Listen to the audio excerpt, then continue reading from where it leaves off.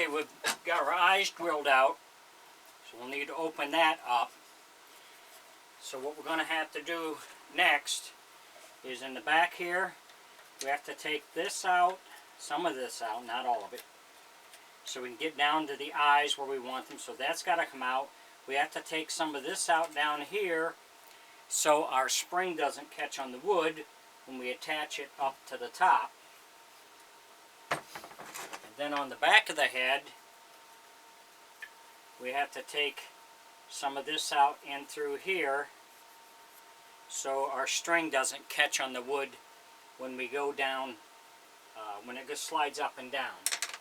So we're going to work on that, which it's hard to show you that because it's got upside down and I'm inside. So we're going to take that stuff out and then we'll come back to the next step. If you enjoy my videos, please like and subscribe on my YouTube page. I'd appreciate it. Thanks for watching.